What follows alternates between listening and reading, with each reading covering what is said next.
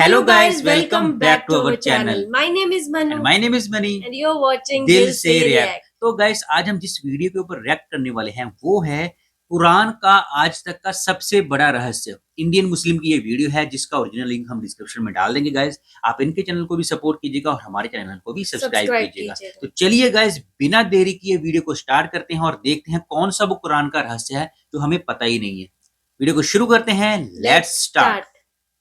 अस्सलाम वालेकुम दोस्तों, मेरा नाम आसिफ खान और आप देख रहे हैं इंडियन मुस्लिम।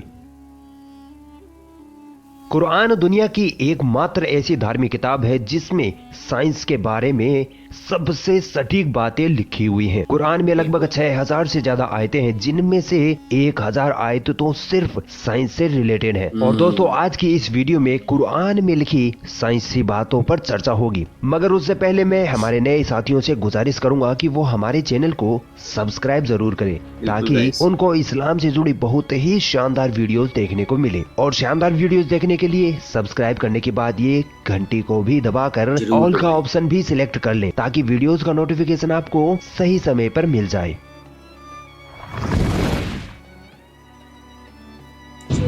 एक लंबे समय तक यूरोपीय वैज्ञानिकों का मानना था कि पृथ्वी सृष्टि के केंद्र में है और सूरज, चांद और बाकी सारे ग्रह पृथ्वी के चारों ओर परिक्रमा करते हैं, यानी चक्कर लगाते हैं। इसे जियोसेंट्रिज्म थ्योरी कहा गया। फिर 1512 ईस्वी में निकोलस कोपरनिकस ने बताया कि पृथ्वी नहीं बल्कि सूरज सृष्टि के केंद्र में है और पृथ्वी समेत सारे ग्रह उसके चक्कर लगा रहे हैं। 1980 के दशक तक विज्ञान यही मानता रहा कि सूरज हिलता डुलता नहीं है, यानी ना तो सूरज किसी ग्रह के चक्कर लगाता है और ना ही वह अपने अक्ष पर घूमता है। मगर बाद में साइंस ने यह खोज कर ली कि सूरज भी बाकी ग्रहों की तरह अपने अक्ष पर घूमता है और सूरज को अपने अक्ष पर एक पूरा चक्कर लगाने में लगभग 25 दिन लग जाते हैं। अब जरा देखिए कि कुरान ने सूरज के बारे में ये बात 1400 साल पहले ही बता दी थी।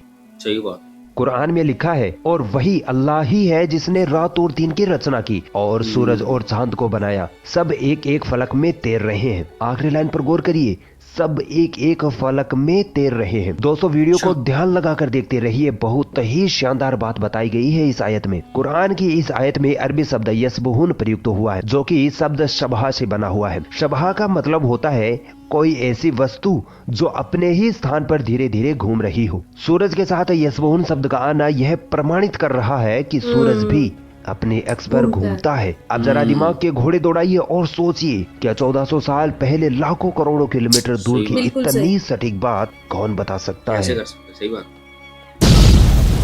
सूरज बुझ जाएगा।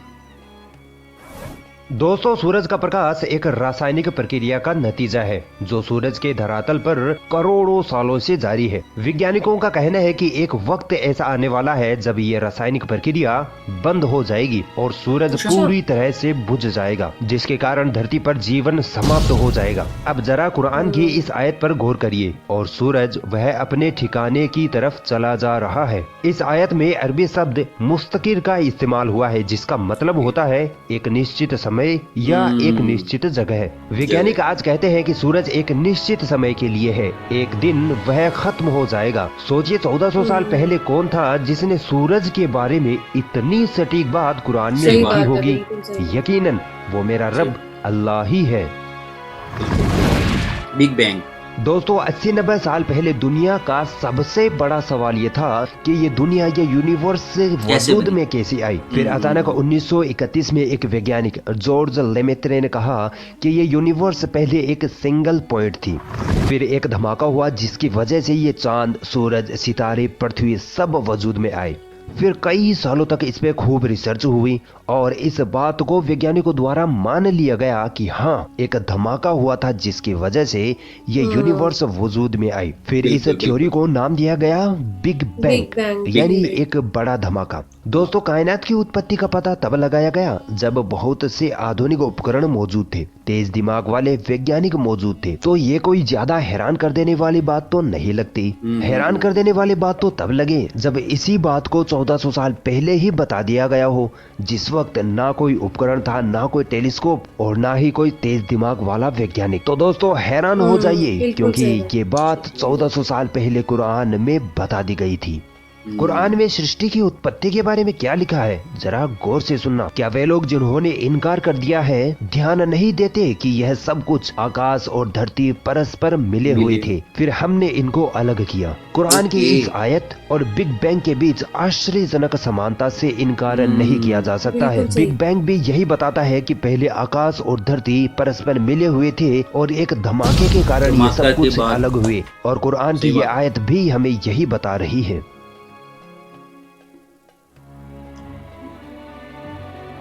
पृथ्वी गोल या चपटी। प्राचीन काल में लोगों का मानना था कि जमीन चपटी है, फ्लैट है, और इसी वजह से लोग डर के मारे दूर दूर तक सफर नहीं किया करते थे। वे सोचते थे कि कहीं जमीन का किनारा ना आ जाए और कहीं हम खाई में ना गिर पड़े। सर फ्रांस डेरिक वह पहला व्यक्ति था जिसने 1597 ईस्वी में धरती का समुद्र के मार्ग से चक्कर लगाया और यह सिद्ध किया कि जमीन गोल है। याद रहे, जमीन का गोल होना आज से सिर्फ 400-500 साल पहले ही पता चला है।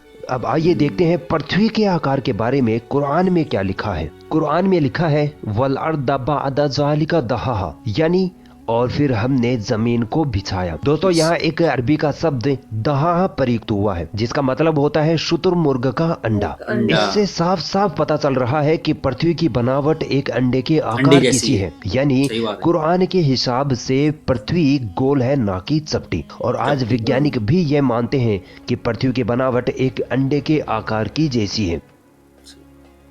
कुरान में पहले से लिखा हो सब कुछ। चांद की रोशनी।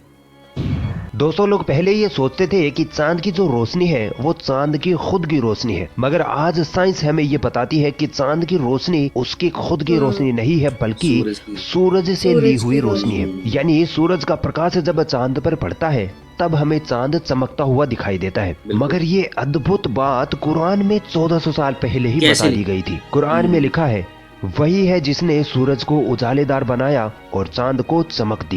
इस आयत में सूरज के लिए अरबी शब्द शम्स इस्तेमाल हुआ है जिसका अर्थ होता है सुलगता हुआ चिराग या मसाल या दिया। दोस्तों, ये तीनों चीजें ही खुद से रोशनी पैदा करते हैं, तो इससे हमें ये पता चलता है कि सूरज की रोशनी जो है वो सूरज की खुद की रोशनी है। जबकि इस आयत में चांद के लिए अरबी शब्द कमर यूज हुआ है और चांद की रोशनी के लिए मुनीर शब्द का इस्तेमाल किया जाता है जिसका अर्थ होता है बोरोड लाइट, यानी ली हुई रोशनी या रिफ्लेक्टेड लाइट। अब आप सोच सकते हैं कि 1400 साल पहले कुरान फरमाता है कि चांदनी चांद की खुद की रोशनी नहीं है बल्कि सूरज से ली हुई रोशनी है। और आज साइंस भी यही कहती है कि चांद खुद से नहीं बल्कि सूरज की रोशनी के कारण चमकता है। तो तुम अपने रब की किन किन नेमतों को झुठलाओगे? बिल्कुल सही बात। अगर ये वीडियो आपको पसंद आई तो इस वीडियो को लाइक जरूर करें और भी ऐसी इंटरेस्टिंग वीडियोस देखने के लिए हमारा चैनल सब्सक्राइब जरूर करें और इस घंटे को भी दबाएं ताकि जब भी हम कोई नई वीडियो डालें तो उसका नोटिफिकेशन आप तक सबसे पहले पहुंच जाए। तो गाइज, वीडियो बहुत ही इंफॉर्मेटिव थी। काफी कुछ बातें इसमें बताई गई हैं। काफी ऐसे साइंटिफिक अपने जो हमारे तथ्य वितर्क होते हैं ना, बेसिकली वो फैक्ट्स बताए गए हैं।